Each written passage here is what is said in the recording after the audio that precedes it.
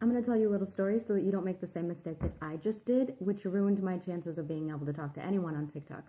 I woke up this morning and I had a notification saying that I couldn't message anybody until like June 19th because I violated their policy. I looked into it a little bit more and it says it was for fraud and scam. So naturally I appealed it, but then I wanted to do some investigating because I was just like, fraud and scam where? So I went back in my videos. They didn't delete any of my videos or take them down.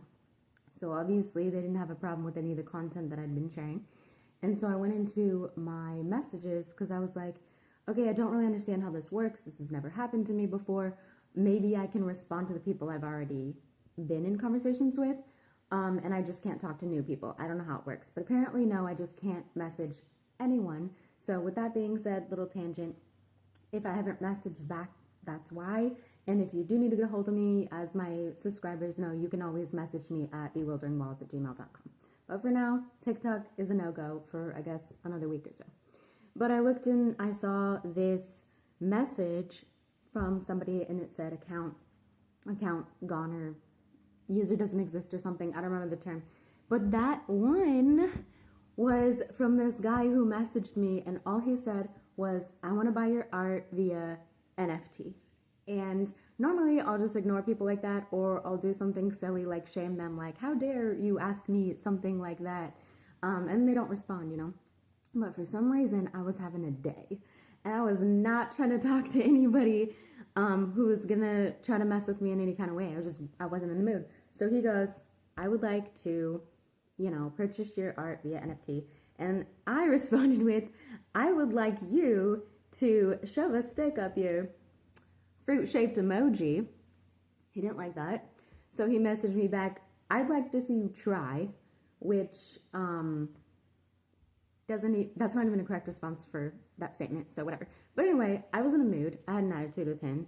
And apparently he didn't like it because the fact that he's gone now makes me feel like he's been doing that scam to everybody. When somebody goes and they ask you to try to buy your art through NFT, it is always a scam. Like that's just not a genuine person. So what I do anytime I see something like that is I go look at that profile, and always there's either no post or there's just like one post and they just made their account. Like these people just want to screw you over. They're not interested in your art. I'm sorry.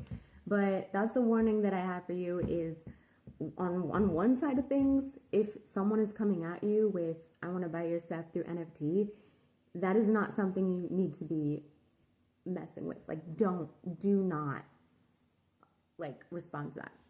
Second, watch how you talk to people, because apparently people like, making false accusations because you have an attitude with them. Like, I feel like I probably shouldn't have been talking to him that way. Like, you just don't talk to people like that.